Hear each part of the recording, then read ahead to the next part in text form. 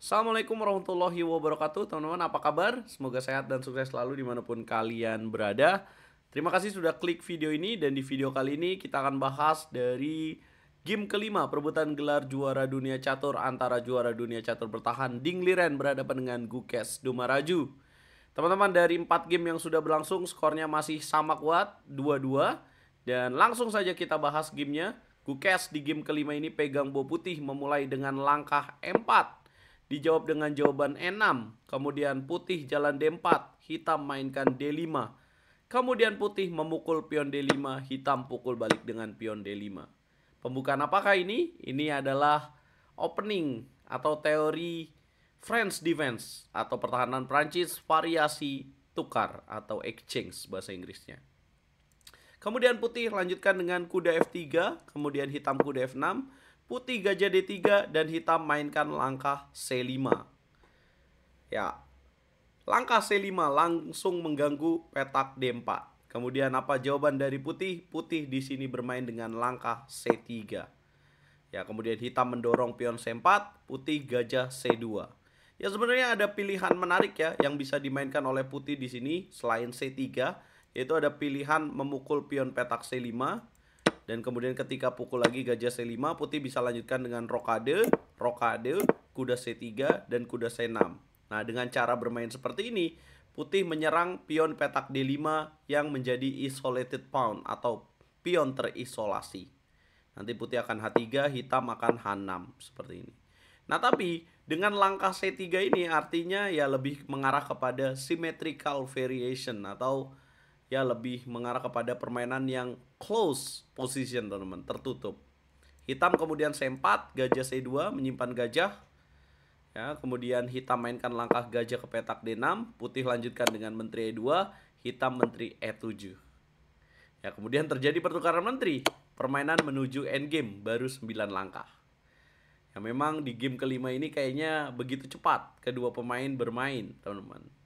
Putih lanjutkan dengan rokade, hitam benteng E8, persiapkan memindahkan raja ke petak F8 dan G8. Putih langsung benteng E1 skak, raja F8, dan kemudian ditukar lagi benteng. Dimakan lagi pakai raja, putih mengeluarkan perwira mengancam kuda, kuda langsung dijaga dengan kuda B ke petak D7. Kemudian putih kuda B ke petak D2, dan disinilah ya hampir 40 menit Ding Liren memikirkan langkah berikutnya. Ya, Ding mainkan langkah H6. Kemudian gajah mundur, kuda H4, dan kuda ke petak H5.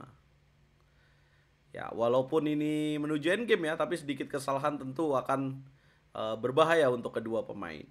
Kemudian ada pilihan kuda F1 untuk kuda E3, tapi Gukes lebih pilih lakukan skak. Kemudian raja geser F8. Dan masih ada pilihan kuda F1, tapi yang menarik Gukes lagi-lagi berani memainkan langkah boom G4. Ya, yang membuat Ding di sini bisa masuk dengan kuda F4. Gajah ke petak G3, kemudian hitam di sini mainkan langkah kuda B6. Nah, menarik di langkah berikutnya karena ada ancaman dari pion G4 dari gajah C8, putih mendorong, kemudian makan langkah yang bagus. Kenapa dianggap langkah yang bagus? Contoh, kalau misalkan nggak mau makan nih, let's say kuda H3 kan dapetin pion ya. Kenapa ini tidak dipilih? Karena putih akan bermain dengan raja F1, kalau dimakan, kemudian putih akan lebih dulu makan pion H6. Karena ancamannya pion H7 dan promosi. Jadi kelihatannya aja dapat pion, tapi sebenarnya tidak bisa. Ya. Jadi akhirnya di sini dipukul kuda G5, ancaman kuda H7 dan benteng E8 skakmat. Hitam gajah D7 mengeluarkan gajah. Kemudian malah balik lagi kuda ke petak F3. Ya, kemudian benteng E8 di langkah ke-21 dan kuda ke petak E5 dimakan langsung dengan gajah. Nah, kemudian disinilah blunder dilakukan oleh Gukes Dumaraju. Blunder yang bisa saja membuat Gukes terkapar di game kelima ini. Dia memukul dengan pion.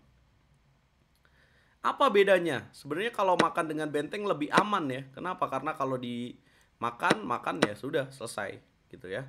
Tapi dengan memukul pakai pion gini ya, contoh, karena gamenya di sini pukul dengan pion, akhirnya hitam di sini memiliki ada langkah yang menarik, teman-teman. yang membuat dia memiliki serangan. Coba tebak apa langkahnya?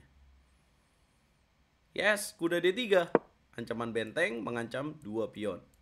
Betul, memang bisa dimakan lagi, tapi ini menjadikan pionnya bebas atau pass pawn.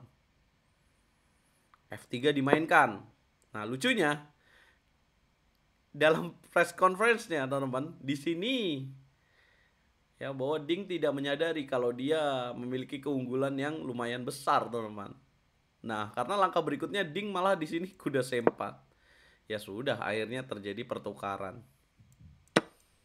Dan akhirnya game dilanjutkan dengan benteng E4, gajah ke petak C6, benteng D4, kemudian makan F3.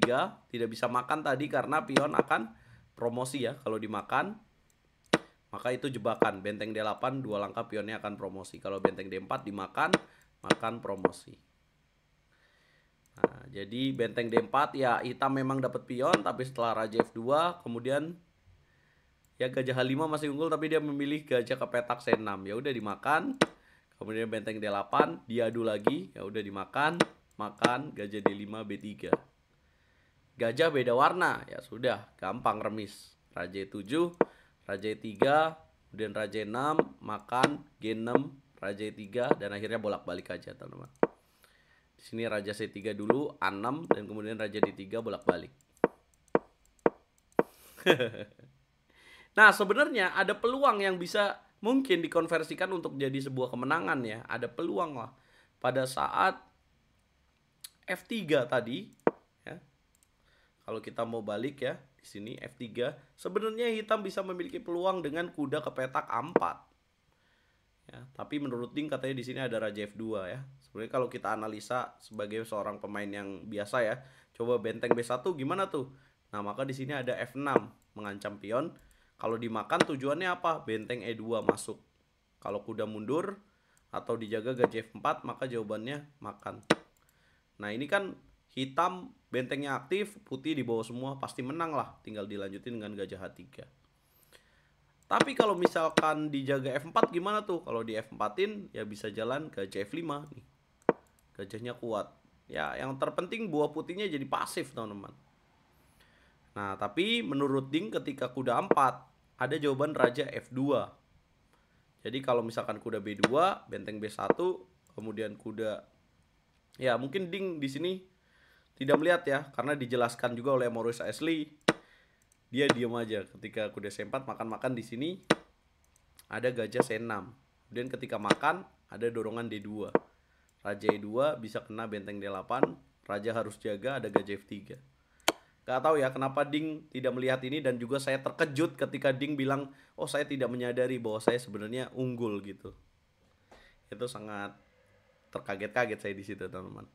Ya sudah, akhirnya setelah kuda C4 ya remis gitu. Nah, tapi kalau kita ngomongin di posisi berikutnya, pada saat gajah F3, raja F2, kenapa Ding tidak gajah H5? Apakah ini bisa menang juga? Ya ini masih ada peluang, walaupun tipis ya, karena sebenarnya yang menentukan masih ada kuda tuh lebih enak, teman-teman.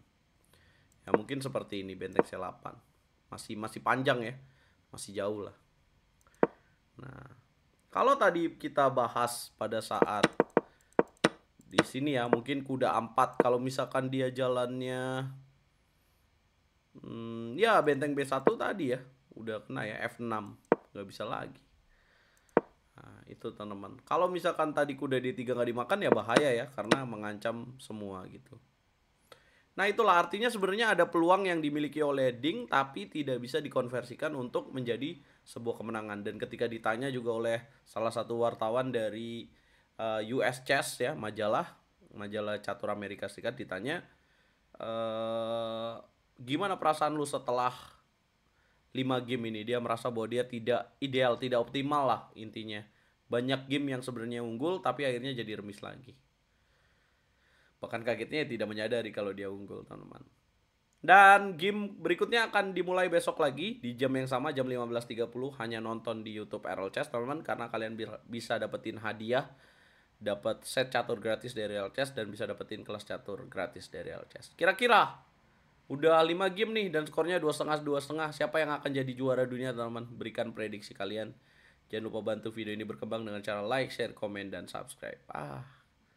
Remis lagi ya guys.